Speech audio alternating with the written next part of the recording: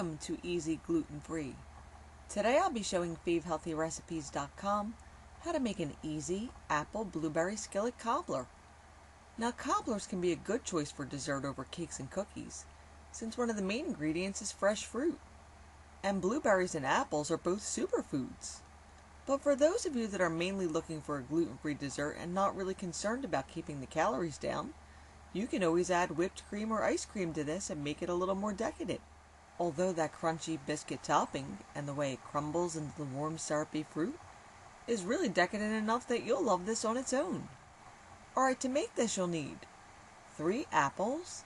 I have Fuji apples here today and you're going to want them peeled and diced. 2 cups of fresh blueberries, 1/2 cup of water, 1/4 cup of granulated sugar, 1 tablespoon of cornstarch, 1/2 teaspoon of apple pie spice, and 1 tablespoon of diced butter. And to make the sweet biscuit topping, we'll need 1 1/4 cups of gluten-free Bisquick.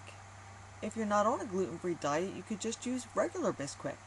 4 tablespoons of diced cold butter, 1/4 cup of dark brown sugar, firmly packed, 1/3 cup of milk, and 2 slightly beaten eggs. You'll also need 1 tablespoon of sugar mixed with a pinch of cinnamon to sprinkle on top of the biscuit layer, which will add a little crunch. Alright, to make this, preheat the oven to 400 degrees and spray a 9.5-inch cast iron skillet with nonstick spray. Then place the skillet onto a foil-lined baking sheet just in case anything spills over during the baking process. Now in a small bowl, stir together the granulated sugar, water, cornstarch, and apple pie spice until well mixed and smooth. Pour the apples into the skillet, then pour this mixture over the apples, then dot with a tablespoon of butter and bake for 20 minutes. In the meantime, to make the biscuit topping, in a medium bowl, combine the chilled diced butter with the Bisquick and begin to pinch the butter between your fingers until you've got a crumbly mixture. Next, add the brown sugar and continue pinching and mixing with your fingers until you have a coarse sandy texture. Add the milk and beaten eggs and use a rubber spatula to stir the wet and dry ingredients together until just combined, but don't overmix. Now once the 20 minutes has elapsed on the apples, remove them from the oven.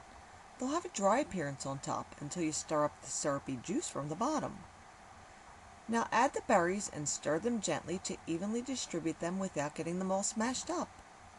Spoon the batter over the apple blueberry mixture, covering the top almost completely with a couple of small holes here and there. Sprinkle the cinnamon and sugar mixture on top and bake the skillet for an additional 16 to 20 minutes or until the top is golden brown. I baked mine for 18 minutes. Let the skillet cool until just warm before serving. It'll take about a half an hour or so, unless of course you have some ice cream to cool things down.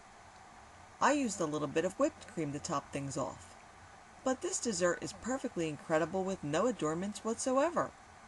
So I hope you'll give this one a try, and if you'd like to see the recipe in print, you could always visit my blog.